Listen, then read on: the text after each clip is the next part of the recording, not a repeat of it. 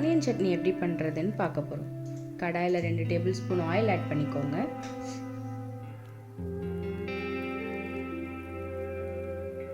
எண்ணெய் சூடானதுக்கப்புறம் ஒரு 6 to 7 பூண்டு ஆட் பண்ணிக்கலாம். அது கூடவே ஒரு 7 to 8 சின்ன வெங்காயமும் ஆட் பண்ணிக்கலாம். நல்லா வதக்கிக்கோங்க.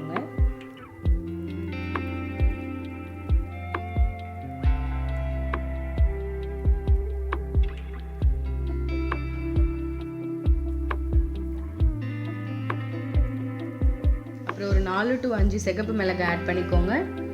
அது கூட ஒரு 2 to 3 காஷ்மீரி மிளகாயும் ஆட் பண்ணிக்கலாம். நல்லா வதக்கிக்கோங்க. நல்லா வதங்கினதுக்கப்புறம் நம்ம ஒரு 2 மீடியம் சைஸ் ஆனியன் கட் பண்ணி வச்சுருக்கோம். அதையும் அது கூடவே ஆட் பண்ணிக்கலாம்.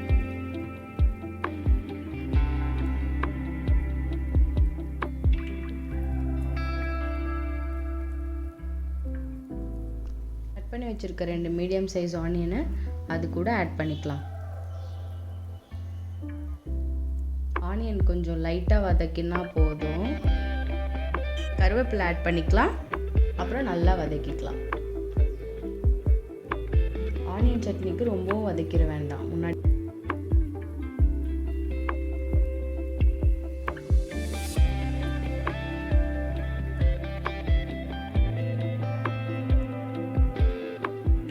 கொஞ்சம் சால்ட் ஆட் பண்ணி வதக்கிக்கலாம். சால்ட் ஆட் பண்ணும்போது வெங்காயம் கொஞ்சம் சீக்கிரமாக வதங்கும்.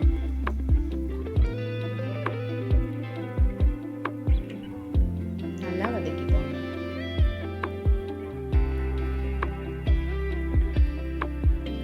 ஒரு நெல்லிக்காய் சைஸ் புளி எடுத்து நம்ம ஆட் பண்ணி அதையும் இது கூட சேர்த்து வதக்கிக்கோங்க.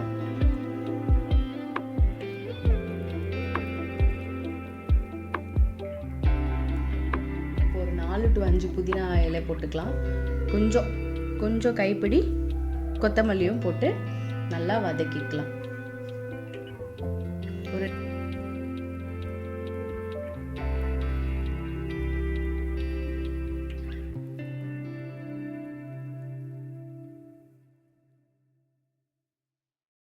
ரெண்டு டேபிள் ஸ்பூன் உடச்சக்கல்ல எடுத்து அது கூட ஆட் பண்ணிக்கலாம்.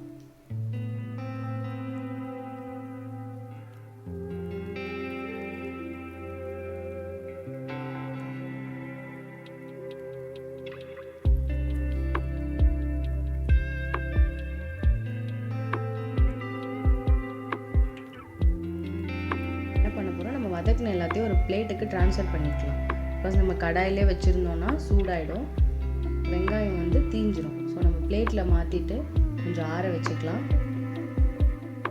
ஆறினதுக்கப்புறம் எல்லாத்தையும் ஒரு மிக்சரில் போட்டு அரைச்சிக்கலாம். தேவைக்கேற்ற மாதிரி தண்ணி போட்டு நீங்கள் அரைச்சிக்கோங்க.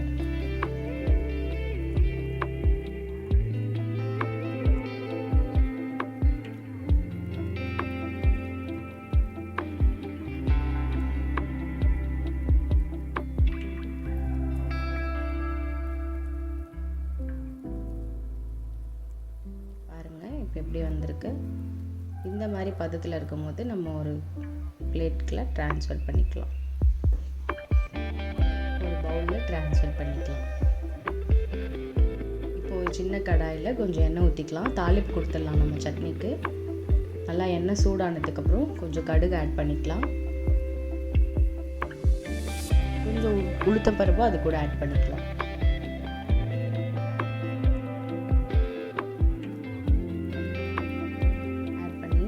கடுகு நல்லா பொரிஞ்சதுக்கு அப்புறமா கொஞ்சம் கருவேப்பிலை ஆட் பண்ணி எல்லாம் நல்லா பொரிஞ்சதுக்கு அப்புறமா சின்ன வெங்காயம் 2-3 நம்ம ஆட் பண்ணிக்கலாம்.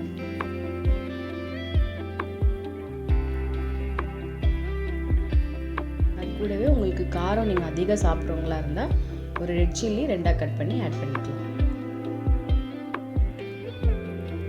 எல்லாம் நல்லா வதக்கிக்கணும். அப்போ தான் சட்னிக்கு நல்லாயிருக்கும். சின்ன வெங்காயம் இந்த ஸ்டேஜில் நம்ம ஏன் ஆட் பண்ணுறோன்னா, இது அப்படியே நம்ம சின்ன வெங்காயம் சட்னியோட சேர்த்து சாப்பிடும்போது நம்மளுக்கு நல்ல டேஸ்ட் கொடுக்கும். அதனால தான் நம்ம இந்த தாளிப்பு கூட சின்ன வெங்காயம் ஆட் பண்ணிக்கிறோம்.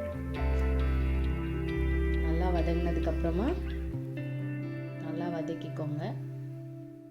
பாருங்கள், இப்போ நல்லா ஆனியன் ப்ரௌனிஷ் ஆகிடுச்சு.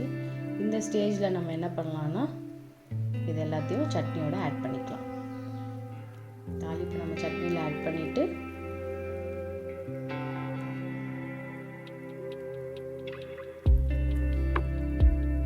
கலந்து விட்டுடலாம்.